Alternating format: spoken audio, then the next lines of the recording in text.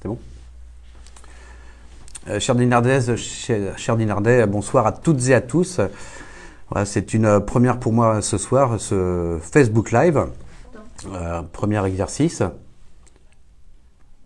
Je tiens en tout cas à remercier l'ensemble des habitantes et habitants qui ont bien voulu m'envoyer des questions.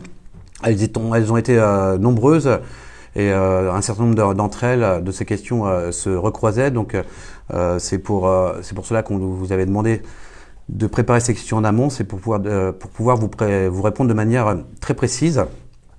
Donc c'est pour cela même également que je vous répondrai par thématique. Néanmoins, lors de ces dernières 15 minutes du Facebook, je prendrai les nouvelles questions qui seront posées en commentaire. Et voilà, en tout cas pour ce premier Facebook Live, la durée prévue est d'environ 1 heure. Donc je rappelle aussi également les règles de politesse et d'usage en lien avec la charte de la page Facebook de la ville de Dinard, et que tout commentaire qui est inapproprié sera modéré par le modérateur de la ville. Voilà, merci à toutes et à tous. Donc je vais pouvoir démarrer. Donc une première, un certain nombre de questions étaient liées à la thématique des espaces verts. Donc des questions par souci de confidentialité, donc des questions qui ont pu être posées par Guy, Catherine, Maëlle, Lucie ou Brigitte. Donc tout ça en lien avec les espaces verts. Donc sur la gestion, en tout cas, des pelouses dans la ville de Dinard. Donc il y a 2 systèmes de gestion au niveau de la ville de Dinard sur les pelouses. Donc il y a une gestion traditionnelle. Donc en tout cas, pendant la saison de tonte, les services en moyenne passent sur 3 semaines, toutes les 3 semaines environ, pardon. Et après, comme vous avez pu le voir dans un certain nombre d'endroits à Dinard, donc il y a des espaces qui sont dédiés à la fauche tardive.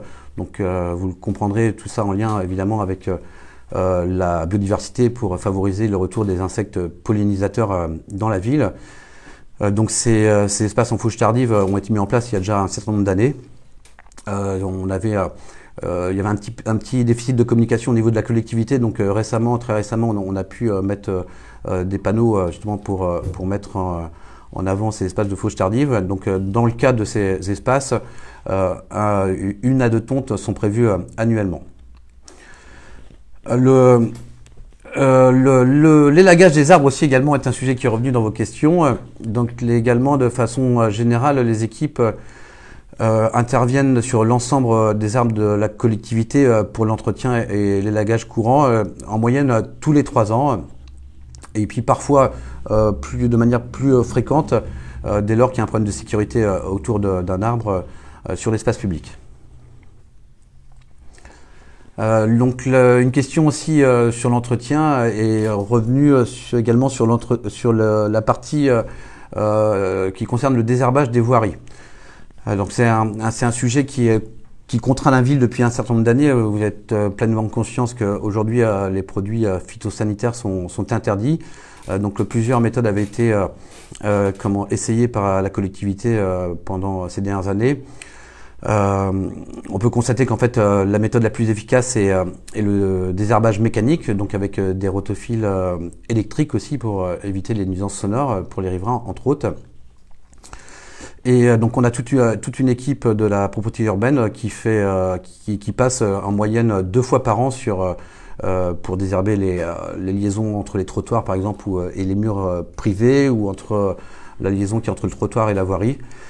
Je rappelle que Dinard possède 80 km de voirie, donc ça représente environ 500 km de caniveaux et de trottoirs, et que c'est un travail très important pour les services, et que parfois on ne peut pas aller aussi vite que la nature, et qu'une fois qu'on a fait le tour de la ville, quand on passe au même endroit, les herbes folles ont pu repousser malheureusement. Mais en tout cas, ce travail est réalisé constamment sur l'ensemble de la ville de Dinard. Concernant aussi tout ce qui est espace vert, la végétalisation, donc on a été interpellé par des Dinardais aussi également sur l'autorisation de végétaliser les trottoirs. Donc aujourd'hui, c'est pas possible parce que nos services ne peuvent pas concrètement faire la différence entre une mauvaise herbe et une plantation qui aurait pu être réalisée par les riverains au pied de vos murs. Mais en tout cas, c'est un sujet qu'on a en tête, qu'on a en réflexion, et si demain on change de méthode, on pourra s'y adapter. Également, pour finir sur la thématique de la végétalisation, donc le souhait d'arboriser le site du skatepark de Dinard. Donc c'est pareil, ça c'est dans les tuyaux de la mairie, mais ça ne sort pas de nos réflexions. C'est un site qui fonctionne bien au Port-Breton, et on sait qu'on a, au-delà du problème d'arborisation, on sait qu'on a un problème de propreté urbaine aussi, donc on pensera aussi à renforcer ces services, et également un problème qui est lié aux toilettes publiques. Après, pardon. On a eu un sujet en lien avec la thématique transition. Donc cette année, depuis que nous sommes arrivés, nous avons mis en place une expérimentation sur la plage du Port-Blanc, à l'image de ce qui a été fait par mon collègue Michel Pinouette à Saint-Lunaire. Donc cette plage se prête plus et mieux à l'expérimentation, parce qu'il y a moins de commerce aux alentours. Donc l'ensemble des corbeilles ont été supprimées sur cette plage pour inciter les plagistes, les estivants, à ramener leurs déchets chez eux. Ça fait partie d'une démarche environnementale. Donc en lien avec cette expérimentation et cette suppression des corbeilles, nous avons dû supprimer également le bac à marée, parce que évidemment avec certaines incivilités, des estivants pouvaient prendre ce bac à marée pour une simple corbeille, et c'est pas le but d'un bac à marée. Pour renforcer en tout cas cette politique, nous avons également renforcé la communication, et pour inciter en tout cas la population à avoir une démarche responsable, et également renforcer la communication pour comment indiquer aux estivants les premiers points d'apport volontaire en ordures ménagères qui, je vous le rappelle, pour les plagistes qui fréquentent la plage du Port-Blanc sont à seulement 100 mètres environ de la plage, au niveau de l'entrée du camping. Alors Christelle m'a interrogé sur la problématique du logement à Dinard. Donc comme vous le savez, sujet qu'on a fortement défendu pendant la campagne municipale de 2020. Sujet aussi la problématique du logement, sujet sur quasiment lequel je suis interpellé de manière quotidienne. Pas un jour se passe malheureusement sans qu'un Dinardais me demande pour une solution pour trouver un logement qu'il soit sur le parc social ou sur le parc privé. Donc en tout cas nous, mon équipe et moi-même avons une démarche très volontariste à ce niveau-là. Le logement des actifs à Dinard et des familles était un des points principaux de notre programme, je le rappelle. Donc vous avez bien conscience que je ne peux pas agir en tout cas sur le marché immobilier privé. Et je sais que les prix se sont fortement envolés depuis un certain nombre d'années. Pendant la campagne, je pouvais évoquer 4 000 € du mètre carré, et je pense que le phénomène Covid a amplifié l'augmentation du prix de l'immobilier, et aujourd'hui on tourne plutôt autour de 5 000 € le mètre carré. Donc les seuls leviers que mon équipe et moi-même avons en notre possession, c'est donc l'accession au logement à loyer modéré, en partenariat avec nos deux principaux bailleurs, donc Émeraude Habitation et puis Larence. Pour des chiffres assez récents, comment m'ont fait savoir que les demandes sur l'accès à ces logements à loyer modéré avaient explosé entre 15 et 20% depuis la crise Covid également. Et donc l'autre dispositif que nous avons défendu pendant la campagne municipale, et c'est des projets qui aboutiront à moyen terme, mais qui sont toujours d'actualité. Le le dispositif donc du bail réel solidaire. Donc en quelques mots, je vais rappeler ce que c'est. Donc c'est l'accession au logement à travers l'acquisition, mais c'est un dispositif qui est encadré où vous êtes propriétaire du bâti mais pas du terrain. Les habitants qui pourront profiter de ce dispositif paieront une contribution comme une charge de copropriété pour la location du terrain. L'inconvénient, on va dire, c'est que pour ces propriétaires, le jour où ils décideront de vendre, le prix sera également encadré pour des gens qui sont dans la même situation économique que ces acquéreurs. Mais rien n'empêche pour ces nouveaux acquéreurs, rien n'empêche à travers le bail réel solidaire aussi, si vous terminez votre vie dans cette maison, cet appartement, il y aura toute typologie de logement. Rien n'empêche de le léguer à vos successeurs. Donc ça, le BRS, il y a de nombreux projets en cours. Donc le projet phare, le plus important, qui sortira de terre à l'horizon 2025, et le projet que nous avons renégocié en arrivant à la tête de la ville de Dinard, donc le projet porté par l'opérateur, le bailleur social Larance, sur le terrain des Serres. Le projet initial, je vous le rappelle, prévoyait déjà 119 logements, mais avec une partie en loyer accès modéré, une partie en accession aidée et seulement 31 logements en bail réel solidaire. Donc le dispositif, je le rappelle, le plus vertueux pour garantir des résidents principaux et des actifs dans la ville. Et nous, après renégociation avec le bailleur social Larance, nous avons obtenu la création de 70 BRS, plus 49 logements en location à loyer modéré. Donc ces 70 logements, comme je vous le disais, seront commercialisés courant 2025 ou peut-être fin 2024. Les dernières réunions préparatoires sont à l'ordre du jour avec Larance. Donc ça, c'est 70 logements à cet endroit-là. Et d'ici 2 à 3 ans, avec l'obligation de mixité sociale qu'ont les porteurs privés sur les petits collectifs, les petits immeubles qui peuvent sortir dans plusieurs quartiers de Dinard, nous imposons en tout cas aux promoteurs privés d'intégrer dans chaque projet du bail réel solidaire. Donc 70 logements OCR, plus un certain nombre de logements en diffus sur des quartiers comme la Ville et Meunier. Là, il y a un projet en face les anciens terrains du karting, par exemple, d'autres projets à Saint-Alexandre.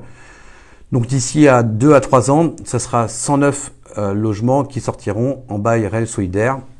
Et d'ici la fin du mandat, j'espère un peu moins de 150. Pour rebondir sur une autre question, donc qu'on a eu justement sur la présentation du projet des Serres. Donc voilà, comme je vous disais, il nous faut encore quelques réunions techniques avec le bailleur social Larance et une réunion complète de présentation du projet architectural et de la programmation et qui pourra amorcer aussi en tout cas l'envie pour certains d'entre vous de se porter candidat à l'accession du BRS. Donc une réunion de présentation de ce projet des Serres sera réalisée conjointement avec Larance courant octobre.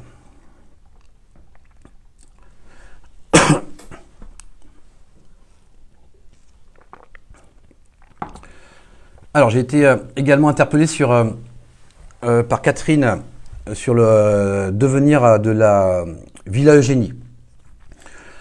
Alors comme vous en avez conscience, un certain nombre de grands travaux sont nécessaires sur la commune de Dinard, qui vont principalement de la voirie, j'en ai pleinement conscience comme vous, à la partie bâtimentaire, mais également avec des sujets qui seront des enjeux très importants sur le point de vue financier, par exemple le devenir et l'entretien de la Sente littorale.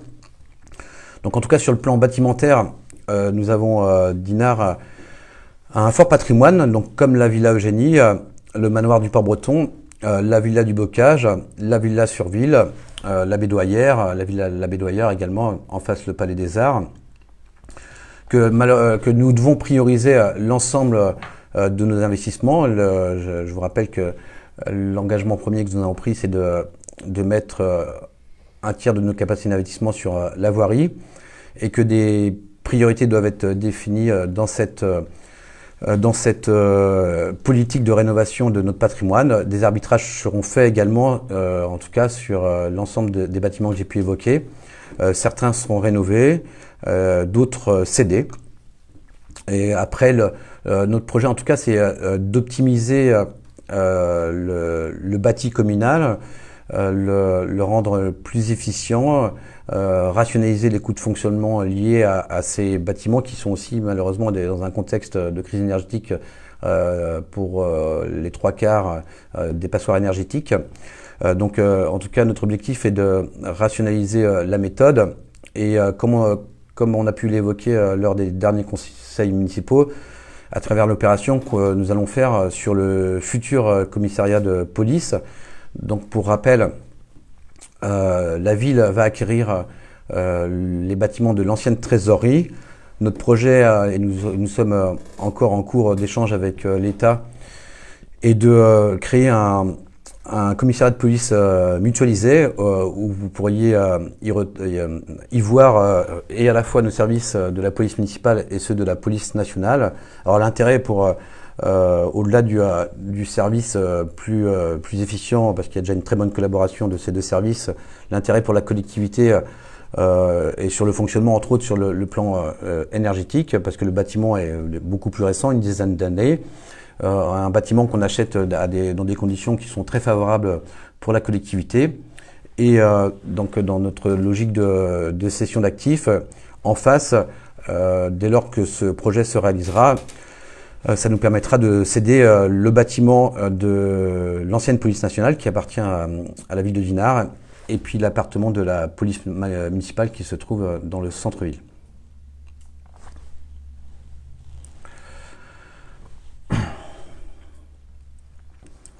Alors après j'ai été interrogé sur les plans de circulation, les mobilités douces, la politique pour les personnes à mobilité réduite, donc par Christophe, Jean, Frédéric, Patrice, Christian et Gwenaël entre autres, et Rosen.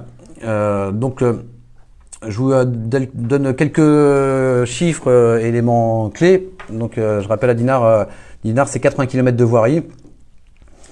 On va dire qu'un coût moyen de rénovation réseau inclus, donc en reprenant en sous-œuvre l'assainissement nécessaire, donc passer le réseau unitaire existant en séparatif. Donc le coût moyen pour 1 km de voirie, aussi on va dire entre 1,5 million et 2 millions d'euros. Un diagnostic, des diagnostics ont déjà eu lieu, plus une analyse plus fine de mes services très récemment. On va dire que sur les travaux les plus urgents à réaliser dans la réfection de la voirie sur Dinard, donc qui concerne quelques dizaines de rues, montraient déjà l'ensemble de ces travaux autour de 50 millions d'euros. Donc là, j'ai évoqué déjà tout à l'heure le fait que notre capacité à investir en relation aussi avec les moyens humains que nous avons en interne dans la ville pour sortir les dossiers sur la partie ingénierie, Dinard ne peut investir en moyenne par an que 3,5 millions à 4 millions d'euros. Donc tout ça pour vous dire que je sais que l'ensemble des routes, une grande majorité des routes dinardaises sont dégradées dans quasiment sur tous les quartiers de Dinard, et que comme l'engagement que nous avons pris pendant la campagne, nous réaliserons des axes structurants en priorité, puis des axes secondaires dans toute la ville. Donc un des projets qui va être amorcé, et vous l'aurez compris au regard d'une réunion que nous avons organisée d'ici la fin du mois, concerne Édouard VII. Donc là, cette année, on va commencer déjà par rénover l'ensemble des réseaux d'assainissement. Et l'objectif est donc de finaliser l'ensemble de la rénovation de cet axe structurant de la ville d'ici la fin du mandat, d'ici 2025. Alors l'ensemble des travaux évidemment seront phasés avec des périodes d'ouverture entre l'intervention de chaque entreprise, chaque opérateur, chaque concessionnaire, et tout ça pour finir par la phase d'aménagement urbain de la voirie autour de 2025. Donc cette opération, vous voyez, Édouard VII dans son ensemble, donc qui va de la place de la République jusqu'à la rue de Sternberg. Les premières estimations, parce qu'elles ne sont pas encore affinées par mes services, les premières estimations tournent autour de 5 millions d'euros. Donc comme la réglementation nous y oblige et comme l'engagement que nous avons pris, l'objectif est de partager la voirie entre tous les usagers, des plus fragiles aux autres. Donc quand je parle des plus fragiles, c'est les personnes à mobilité réduite. La réglementation nous oblige, dès lors que nous procédons à la réflexion, à la restructuration d'une voirie, forcément à ce qu'elle soit en accord avec l'accessibilité pour les personnes à mobilité réduite. La réglementation nous oblige également, après on a plusieurs méthodes pour l'appliquer, à avoir un espace pour les mobilités douces comme le vélo. Donc l'objectif, en tout cas, à travers ce plan Marshall et à travers la première plan Marshall, avec la programmation des différentes voiries qui vous sera annoncée d'ici la fin de l'année lors d'une réunion publique. L'objectif, en tout cas, c'est que chaque usager de la voirie puisse la partager en toute sécurité, mais surtout également d'impulser le changement d'usage. Beaucoup d'administrés m'interpellent, beaucoup de Dinardaises ou Dinardais m'interpellent pour pouvoir marcher en toute sécurité sur des trottoirs refaits, neufs, PMR comme je l'évoquais. On voit que la pratique du vélo à Dinard s'amplifie, se généralise, particulièrement en saison estivale.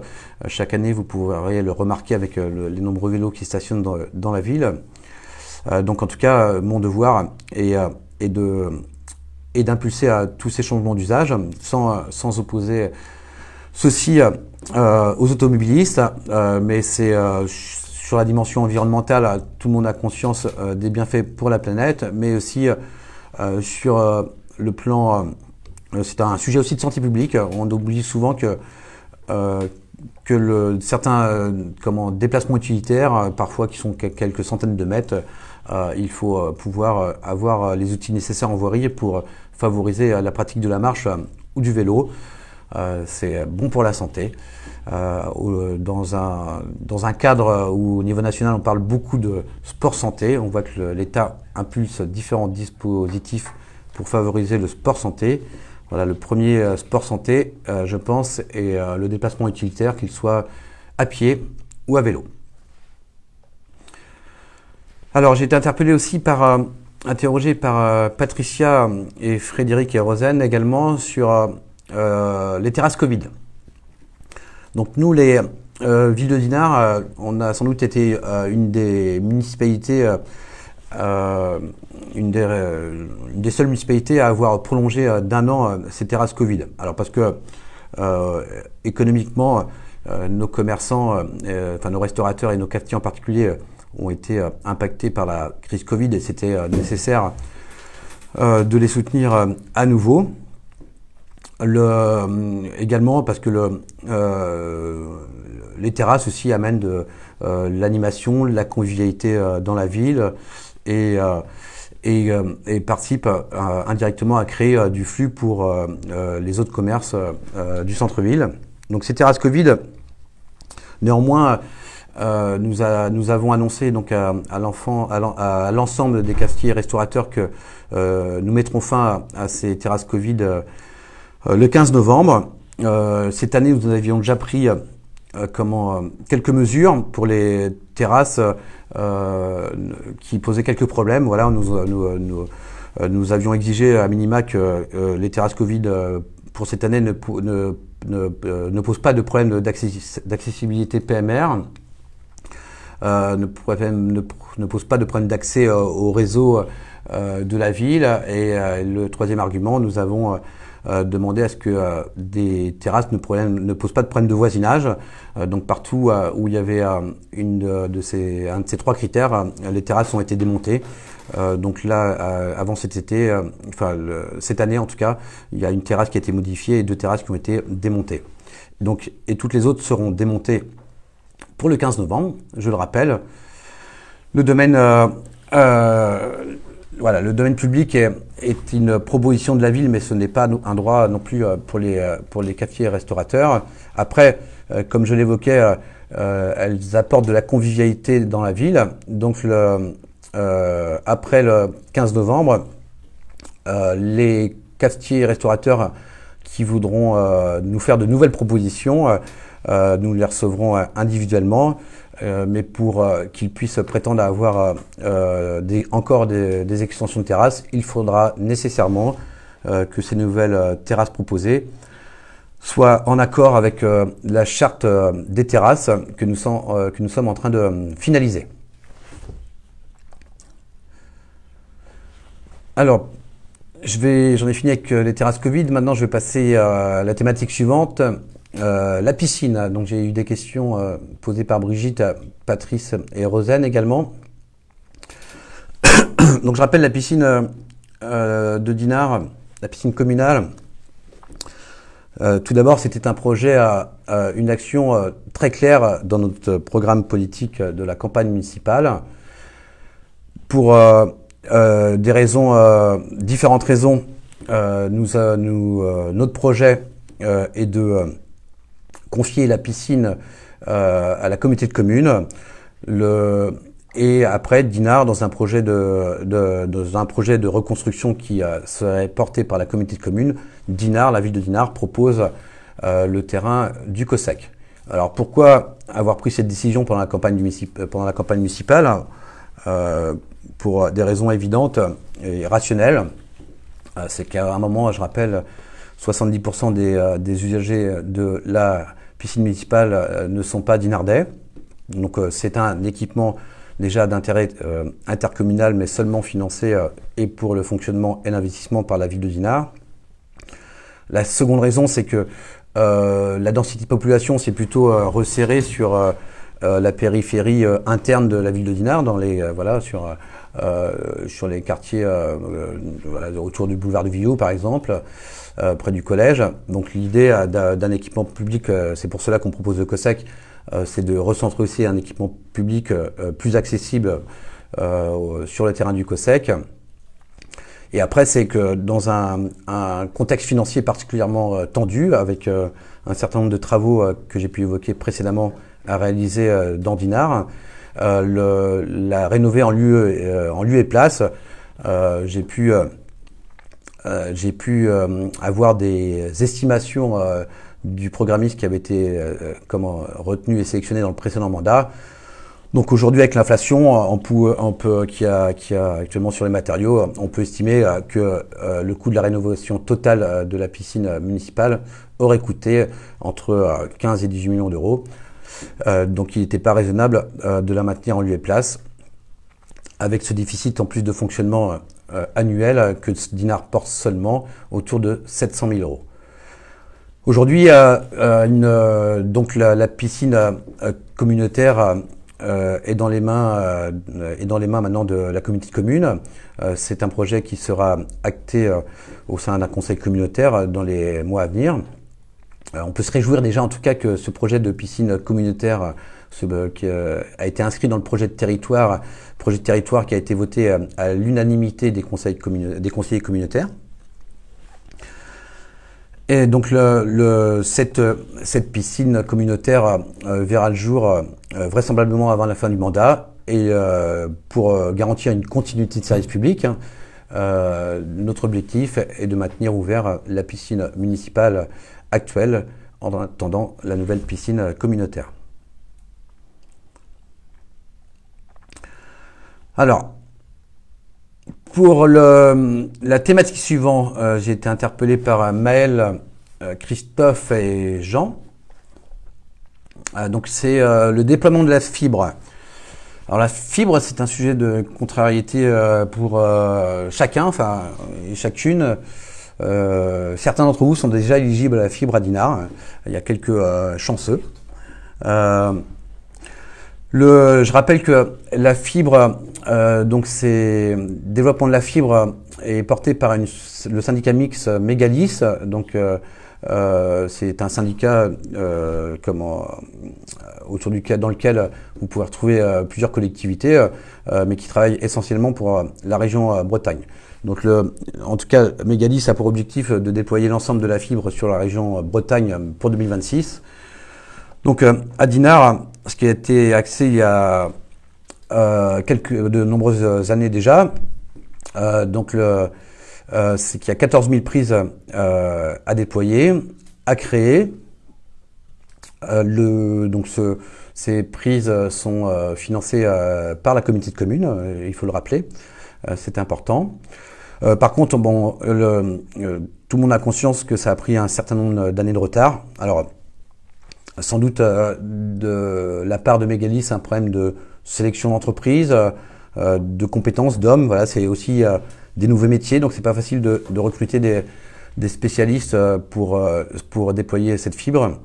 Donc, comme je l'évoquais, les informations malheureusement que nous obtenons de chez Mégalis sont plutôt aléatoires. Parfois, on nous annonce des bonnes nouvelles et puis parfois, une semaine après, on nous annonce des mauvaises nouvelles. Récemment, on m'avait annoncé que 4000 prises allaient être commercialisables dans Dinard et au final, ces prises n'ont pas été réceptionnées. Voilà, il y a quelques défauts. Donc elles doivent être vérifiées par l'opérateur, l'entrepreneur qui a réalisé le déploiement de la fibre. Et la seule réponse que je peux vous apporter, en tout cas, même si mes collègues de la communauté de communes, on est en contact régulier avec Mégalis et moi-même pour leur demander des informations, mais voilà, ça arrive au compte-gouttes. Donc, à part les heureux chanceux qui sont déjà éligibles à la fibre, pour les autres, je vous invite à aller sur le site de Mégalis ou sur le site THD Bretagne. Vous pourrez voir dans quel délai à peu près, c'est pas très précis, mais dans quel délai votre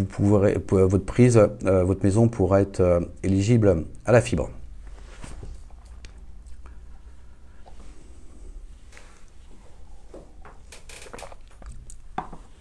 Alors, la thématique suivante a été abordée par Catherine, Jean et Brigitte.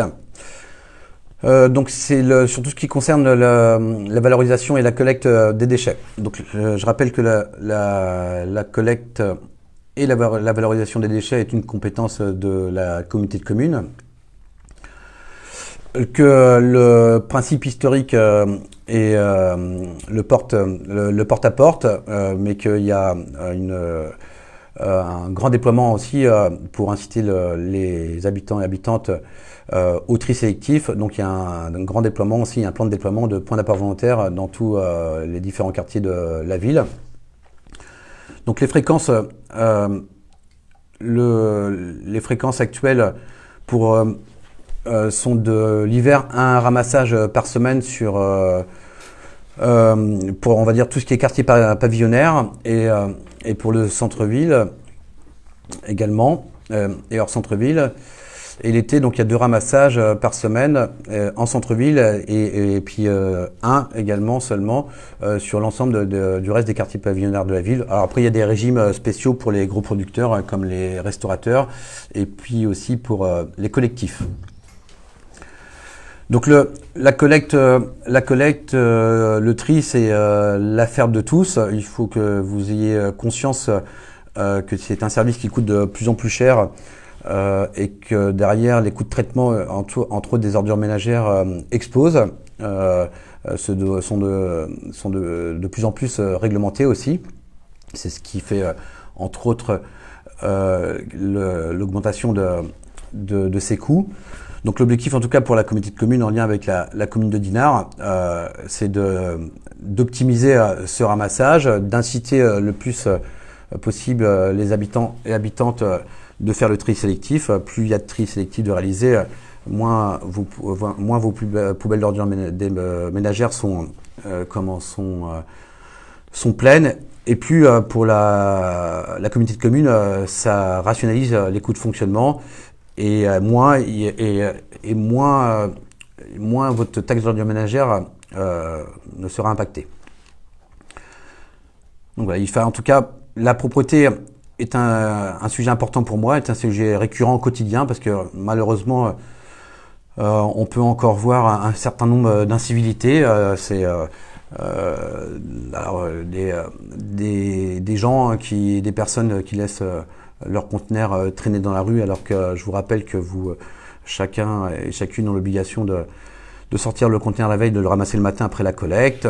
Il faut vous dire que nous, ces incivilités, on les gère au quotidien parce que dès lors qu'il y a un conteneur qui reste dehors, ça pousse d'autres personnes à aller poser des poubelles à côté et puis à faire des petites décharges. Alors des petites décharges sauvages, ce qui justifie aussi le déploiement des points d'apport volontaire, particulièrement sur la partie ordures ménagères. Alors parfois vous ne voyez pas parce que nos services commencent de bonne heure aussi pour évacuer donc ces dépôts sauvages avant que les goélands se chargent de les vider. Donc sur l'autre sujet suivant, c'est le sujet de la sécurité. Donc j'ai été interpellé par Chris sur la vitesse, entre autres sur le boulevard du Villou. Alors la vitesse est un sujet aussi à Dinard. Il y a encore de trop nombreuses incivilités. Après, donc le radar pédagogique est souvent déployé dans la ville en fonction souvent des demandes justement des riverains parce qu'il peut y avoir aussi une vitesse ressentie. Globalement, sur le boulevard du Villou en particulier, 80% des usagers respectent la vitesse. Sur cet axe-là, ça c'est les chiffres qui viennent du radar pédagogique.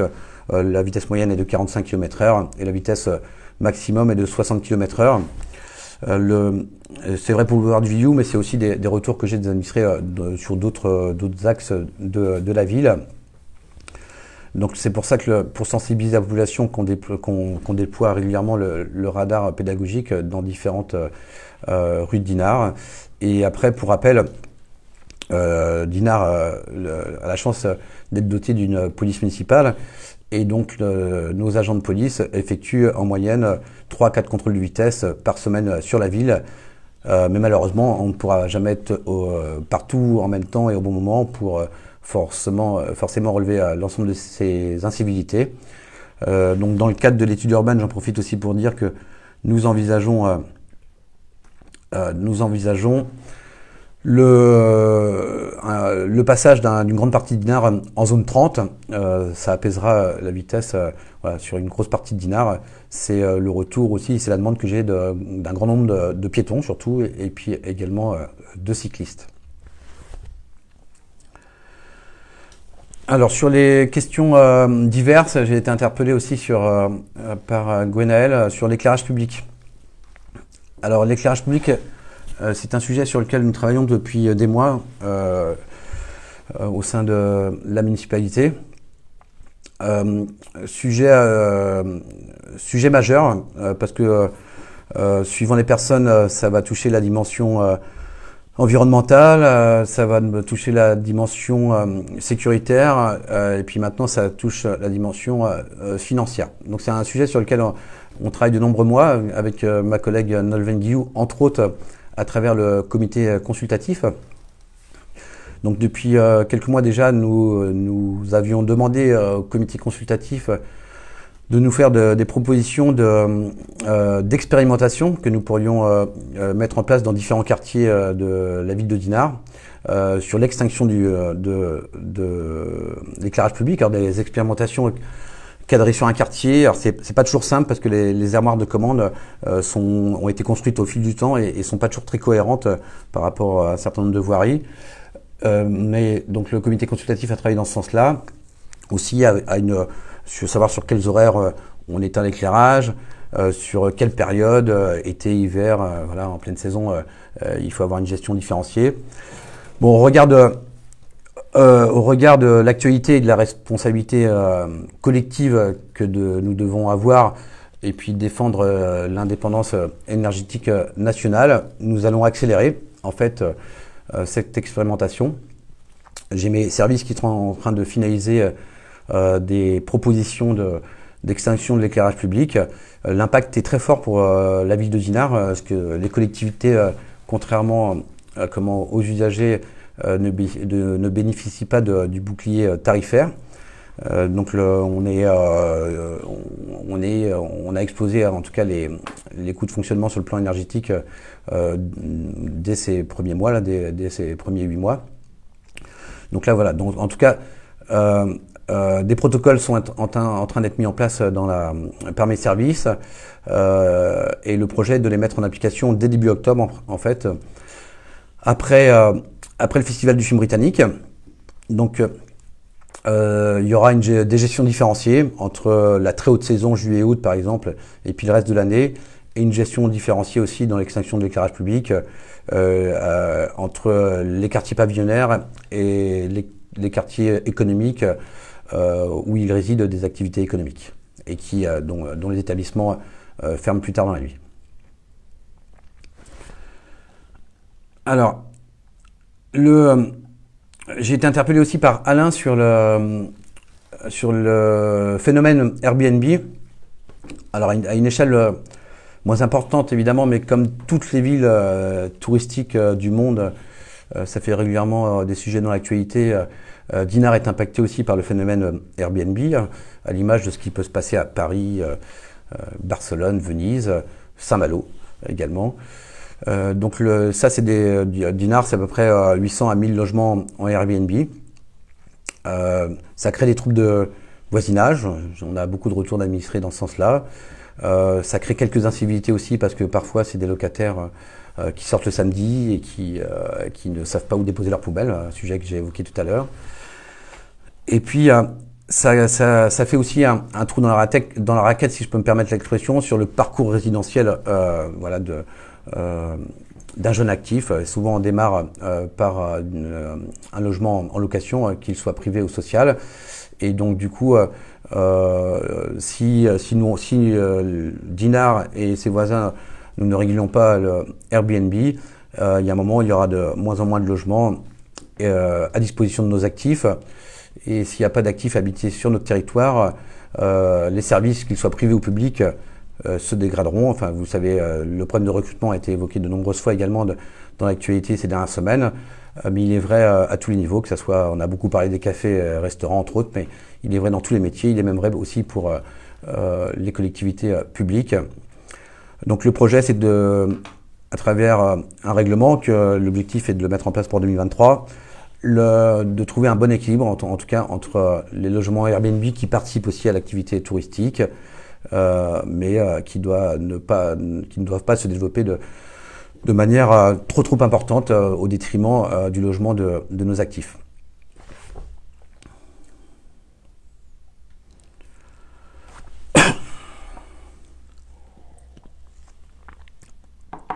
Alors, j'ai été interpellé aussi sur les problèmes d'économie d'énergie. Donc, comme je l'ai évoqué déjà pour l'éclairage public, c'est un sujet et dans mes propos précédents aussi, c'est un sujet sur lequel nous sommes particulièrement sensibles.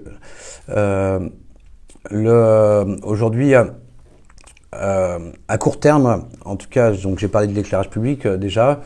Après, nous, la collectivité, bon, c'est mes services s'occupent un certain nombre de bâtiments avec des déficiences sur le plan isolation, sur le plan énergétique.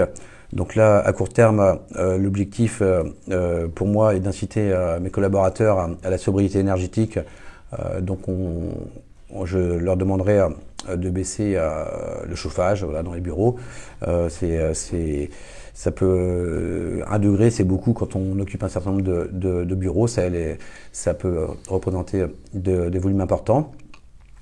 Et après, la sobriété énergétique aussi, les économies d'énergie. passeront par la restructuration, la rénovation, la reconstruction de nouveaux équipements publics.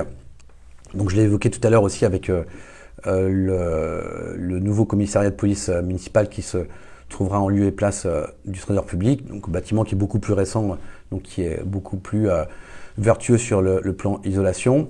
Et puis après, chaque nouveau projet, en fait, que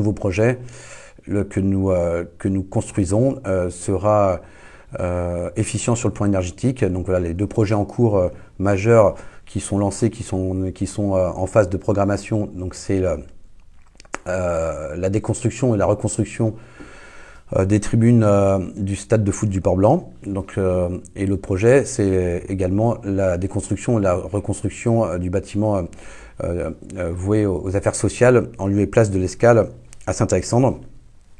Donc notre projet, en tout cas, est à minima de faire des bâtiments passifs, voire aller chercher à construire des bâtiments à énergie positive. Il y a un moment, j'ai bien conscience que à tous les niveaux, l'État en particulier demande à chaque concitoyen de faire des efforts, particulièrement en ce moment. Et je pense que à l'avenir, il est nécessaire que les collectivités soient exemplaires. Donc partout où nous pourrons mettre en œuvre ce genre de projet, nous le ferons jusqu'à la fin du mandat. J'ai été également interpellé par Patrice sur le sujet des bars de nuit. Alors, les bars de nuit, à Dinard, il n'y en a qu'un. C'est le dernier. C'est important aussi d'avoir une vie nocturne aussi pour nos jeunes, d'une manière générale. C'est une question de sécurité aussi. Il faut avoir conscience que avoir un établissement pour continuer à avoir des moments de convivialité avec ses amis qui ferment un peu plus tard dans la ville, c'est aussi éviter que nos jeunes prennent la voiture de manière inappropriée pour se diriger sur des établissements qui sont en dehors du Dinard. Donc ce n'est pas rien. Après, donc j'ai été interpellé sur les problèmes de nuisances sonores, entre autres liés aux établissements de nuit. Donc je suis très attaché également à la tranquillité publique là pour mes administrés. Je pense que tout est conciliable entre cette vie nocturne et cette tranquillité publique. Donc avec mon collègue Philippe Bécan, adjoint à la sécurité, nous restons vigilants à ces troubles sonores et nous avons investi cette année en fait dans un sonomètre aussi en fait voilà pour mesurer l'impact sonore de différents établissements, parce que parfois ça peut être un ressenti aussi le bruit. Après il y a une réglementation, donc ce sonomètre nous permettra de savoir en toute objectivité si les établissements respectent ou non la réglementation. Donc n'hésitez pas en cas de troubles sonores à contacter notre police municipale et nous serons en mesure en tout cas de réaliser ces mesures avec notre sonomètre.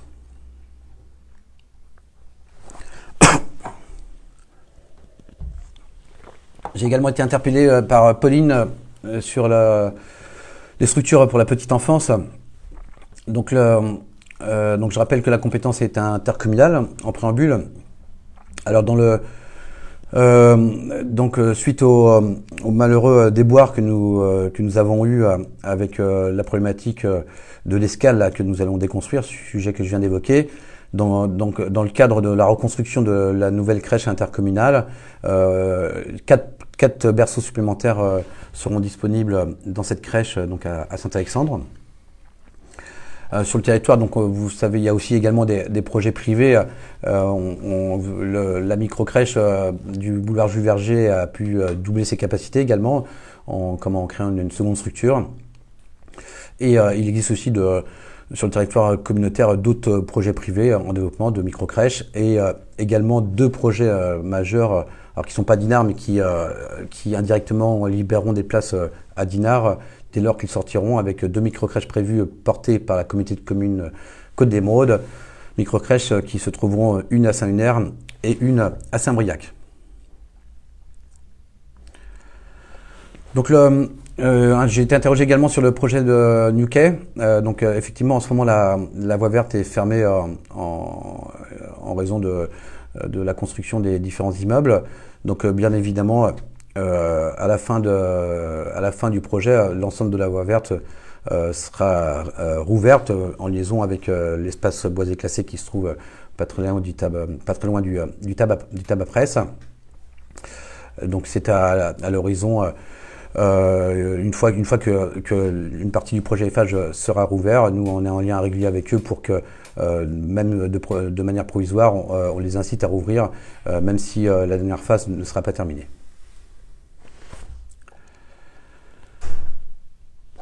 Alors, voilà, des petites questions aussi par Gabriel. J'ai été interrogé sur la qualité des trottoirs de la rue Saint-Alexandre, rue des Vergers.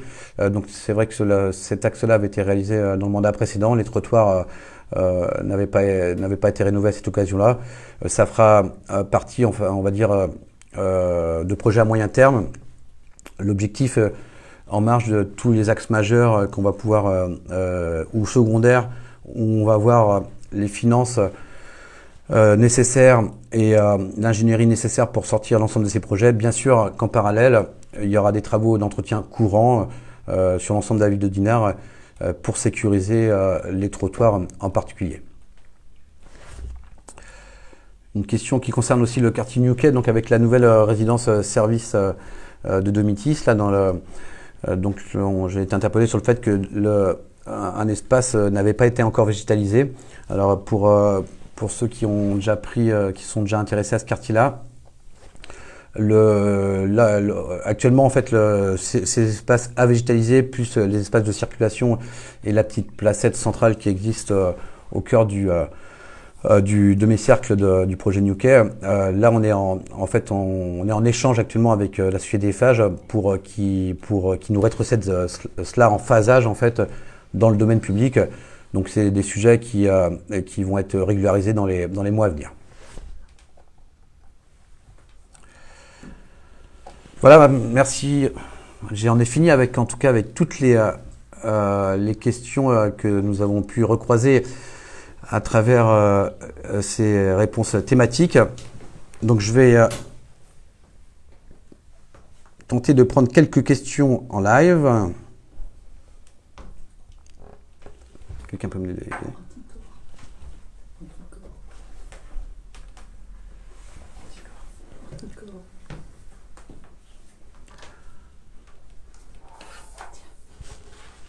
Alors.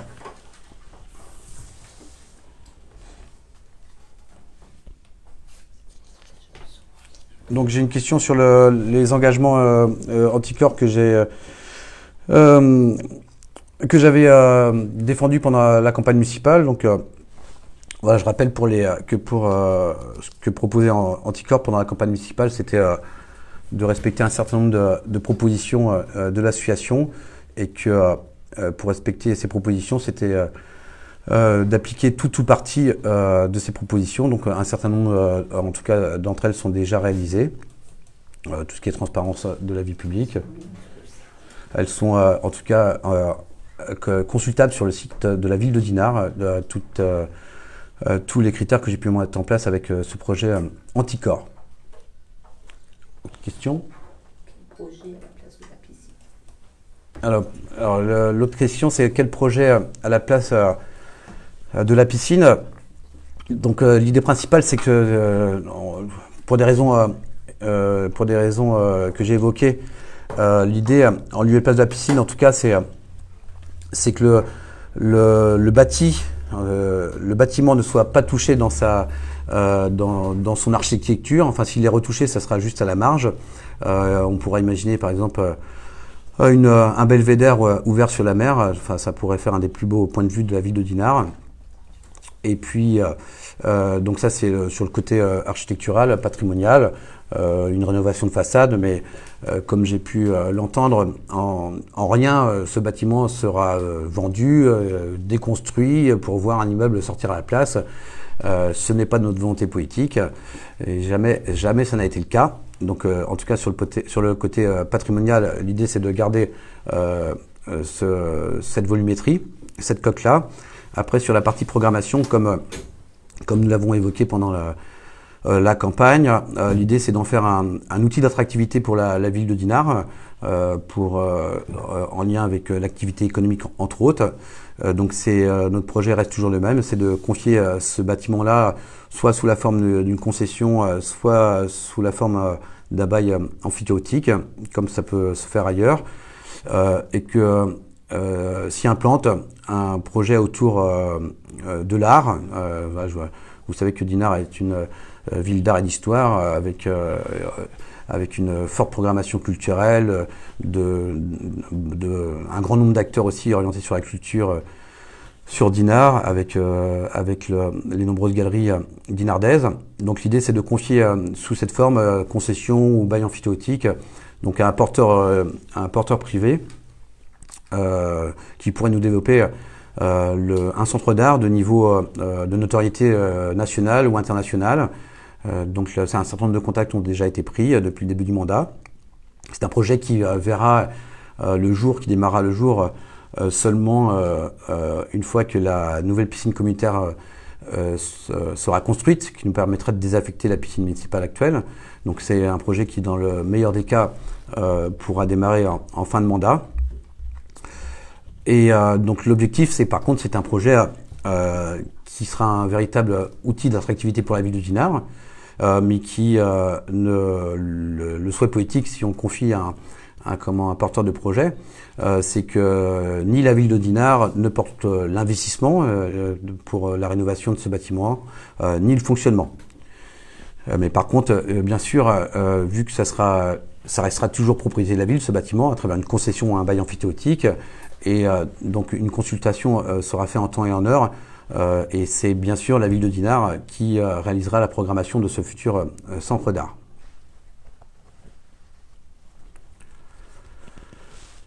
Autre question ?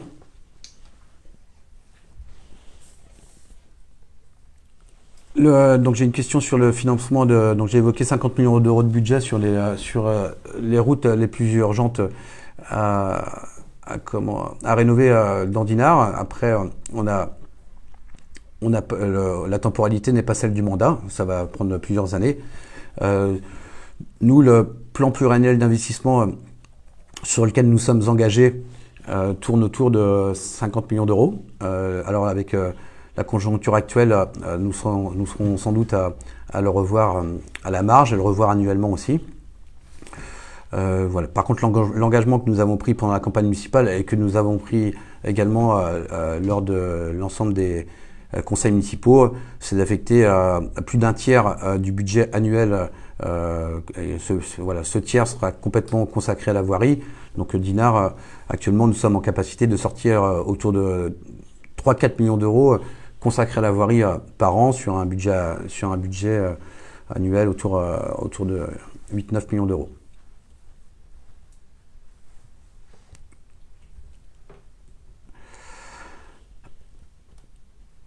Alors là, j'ai une question sur la réfection de la route entre le Prieuré et la Vicomté. Est-ce qu'on parle de l'avenue Brouzeau ? Donc, comme j'ai évoqué précédemment, donc précisément là, moi, l'ensemble de mes services là, sur la partie ingénierie que nous avons redimensionné avec l'arrivée de 2 nouveaux ingénieurs, sont en train de travailler sur l'ensemble de ce PPI, plus précisément sur la dimension plan Marshall. Donc ces axes secondaires, si on parle de l'avenue Brouzeau, c'est pas un axe secondaire, seront partie intégrante de notre PPI. Donc ça, comme je l'ai évoqué tout à l'heure, on pourra vous l'annoncer lors d'une réunion publique d'ici la fin de l'année. Si on parle de l'avenue Caco, récemment, il y a eu, c'est une route qui reste départementale, et donc récemment, il y a eu, comment on appelle ça, juste un saupoudrage d'enrobé avec du gravion. Donc ça, c'est de l'entretien courant qui est réalisé par le département et qui est voué en fait à prolonger la durée de vie d'une voirie en attendant de la refaire concrètement.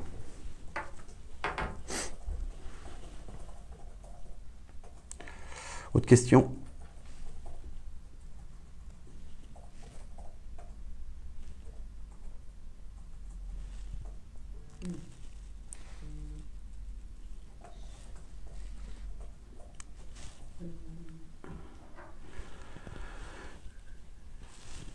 Est-ce qu'il y a d'autres questions?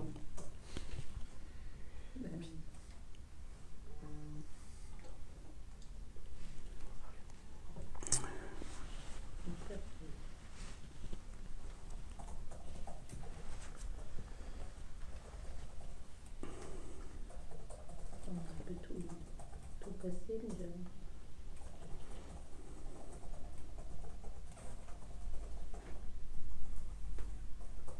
C'est triste. Donc j'ai une question sur une personne décédée en dehors de Dinard. Donc effectivement, nous on a lancé le dispositif obsèques digne. Donc certaines funérailles, en fonction de certains critères, peuvent être prises en charge par la collectivité.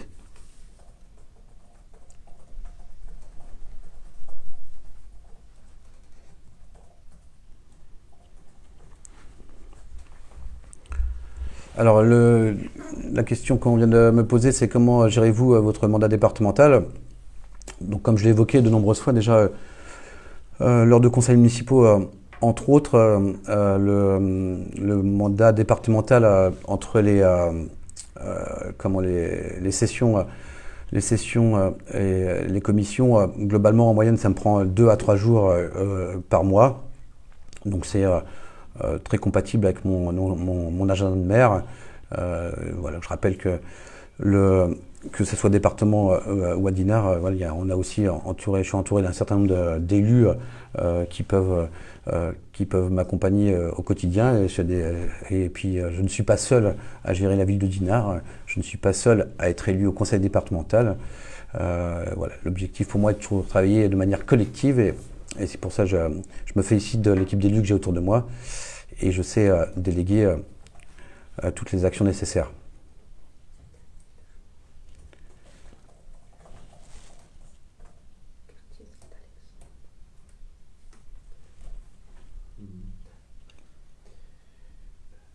Dis-moi l'oral. D'autres plages en PMR. Oui. Alors là, une question sur les plages sur le remettre d'autres plages aussi. Donc dès l'année dernière, nous avions lancé la plage de l'Écluse en accessibilité PMR là, avec le dispositif Handiplage. Donc ça, c'est un dispositif qu'on va généraliser et la prochaine plage qui sera mise en œuvre sera celle de Sainte-Noëlla dès l'année prochaine. Non, c'était fait, c'est fait. Ah, c'était fait cette année, pardon. Voilà. Excusez-moi, je dis des bêtises. Donc ça a été fait cette année, Sainte-Noëlla. Donc l'objectif est d'en faire une par an et c'est mon adjointe Muriel Béziel aux affaires sociales qui s'occupe de ce projet. Alors j'ai une question sur le nouveau quartier de New Quay avec les surfaces commerciales qui seront consacrées au rez-de-chaussée de bâtiments. Donc là, nous, on est dans les relations que nous avons avec le porteur de projet Eiffage, je sais que les responsables d'Eiffage ne sont qu'aux prémices en fait des contacts pour aller trouver un certain nombre de commerçants. Donc effectivement, en tout cas, il y aura une surface commerciale alimentaire qui est dédiée dans ce projet. Mais pour l'instant, les informations, je ne les ai pas en ma possession. Eiffage ne me rend pas compte régulièrement des différents contacts qu'il peut avoir avec les différents opérateurs, en tout cas des surfaces alimentaires.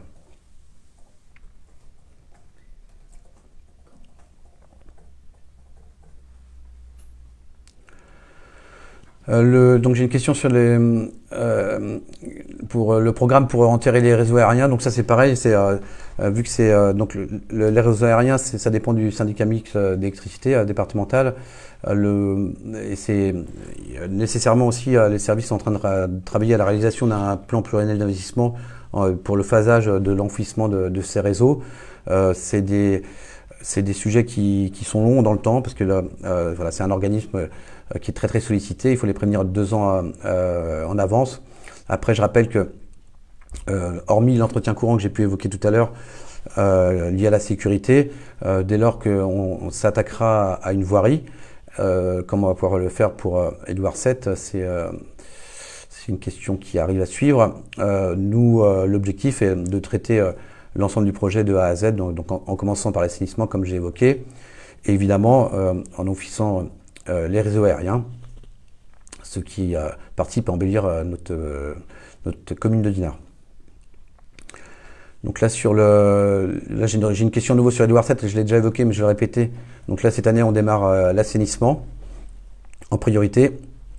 Ça sera phasé. Et vous savez que la majorité des travaux, on les fait que pendant l'hiver de la période après la Toussaint à Pâques, idéalement. Donc Édouard VII, assainissement cette année. Et après, l'objectif de livraison de l'ensemble de l'avenue Édouard VII, l'objectif est 2025. Pour voilà, tous les travaux qui concernent assainissement, enfouissement des réseaux aériens, comme évoqué, plus le reste, travaux de finition, et donc le Édouard VII sur son ensemble, comme je l'ai déjà dit tout à l'heure, donc de la place de la République jusqu'à la rue de Sternberg. J'ai une autre question sur l'aménagement du parc des Tourelles. Donc ça, c'est le projet a démarré comme vous avez pu le voir. Donc là, le décroutage du terrain a été réalisé. C'est un décroutage nécessaire pour laisser respirer la terre et qu'elle retrouve une qualité suffisante pour accueillir après de la végétation. Le permis d'aménager a été accepté. Il reste le petit permis de construire à réaliser en parallèle sur l'espace pour les boulistes et puis pour les toilettes publiques. Mais tout ça, ça a suivi son cours. C'est dans les tuyaux de mes collègues des services techniques. Et donc les travaux vont se poursuivre pendant l'hiver pour se terminer l'année prochaine. Voilà, il est à 19h05. Je vais maintenant terminer ce premier Facebook Live. En tout cas, c'était, comme j'évoquais, une toute première pour moi. On pourra renouveler l'expérience. Également, sujet un peu frustrant aussi depuis le début du mandat, c'est que nous avons été pas mal impactés, mes collègues et moi-même, par la crise Covid. Donc ça nous a empêché aussi de renouer avec des réunions publiques de quartier. Donc ça, c'est aussi, nous sommes en train de planifier ces moments d'échange et de convivialité. Bien sûr, cette année, sauf gros retournement de situation que je ne souhaite à personne, les vœux seront à nouveau réalisés au mois de janvier, dans la version publique. Donc vous êtes d'ores et déjà tous conviés à ces vœux à la population. Ça sera dernière dizaine de janvier. Nous sommes en train de finaliser la date. Et voilà. Et puis avant de vous quitter, je voudrais juste parler, j'ai été beaucoup interpellé sur des problèmes d'entretien, de restructuration, de la voirie en particulier, et du reste. Après, je voudrais terminer sur un peu sur le volet finance. Donc, Dinard a un volume des recettes des dépenses de fonctionnement autour de 25 millions d'euros. Le budget de la ville, c'est autour de 25 millions d'euros. Nous avons, cette dernière année, réussi à avoir une gestion plus efficiente qui nous a permis de sortir ce qu'on appelle des capacités d'autofinancement net. En fait, c'est l'argent qu'on peut réinvestir les années suivantes. Voilà, c'est un peu comme le budget d'un ménage. Hein. Si chaque mois vous dépensez plus que, vous dépensez autant que vous gagnez, ça vous permet pas d'avoir un reste, on va dire, qui vous permettra de rénover un peu rénover votre maison ou racheter du matériel lié à votre maison. Un budget communal, ça se gère comme ça. Donc on a apporté une gestion plus rigoureuse depuis qu'on est arrivé. On peut s'en féliciter. C'était pas simple dans une période un peu comme sombre comme celle de la crise sanitaire. Aujourd'hui, c'est pour ça qu'on va accélérer certaines mesures comme l'éclairage public. Aujourd'hui, malheureusement, le ciel s'assombrit un petit peu à nouveau là, avec la crise de l'énergie, entre autres. L'État aussi a revalorisé l'indice de mes collègues fonctionnaires, donc de tout ça cumulé, plus l'inflation sur les matières premières, les matières de manière générale. Donc on sait que nos charges de fonctionnement, naturellement, vont augmenter de manière importante. Elles ont déjà commencé à augmenter cette année. On sait qu'elles vont augmenter de manière encore plus importante pour 2023. Donc restons optimistes, hein. On va sans doute revoir un petit peu à la marge notre projet d'investissement d'ici la fin du mandat. Il va falloir être encore plus rigoureux dans la gestion des dépenses du quotidien. Mais tout ça va demander encore plus de rigueur au sein de la collectivité. C'est toute l'ambition que je souhaite pour Dinard, c'est qu'on puisse pérenniser des capacités d'investissement annuelles pour rénover notre belle ville de Dinard, particulièrement donc sur le sujet évoqué qui concerne l'ensemble de la population, donc, en premier lieu l'équipement de la voirie. Voilà, pour terminer, c'est ce que je dirais. En tout cas, Dinard le mérite bien. C'est l'engagement que nous avons pris, c'est d'embellir et de rénover notre belle ville de Dinard. Et en tout cas, mon équipe et moi-même sommes chaque jour de chaque semaine, toute l'année au travail pour vous. En tout cas, dans cet objectif, pour vous satisfaire au quotidien dans les services, mais surtout pour rénover et embellir notre belle ville de Dinard. Voilà, en tout cas, merci pour cette première, merci à toutes et tous, et je vous souhaite une belle soirée, puis à bientôt, soit lors d'une réunion publique, soit pour les vœux, ou tout simplement dans les rues à Dinard. Merci.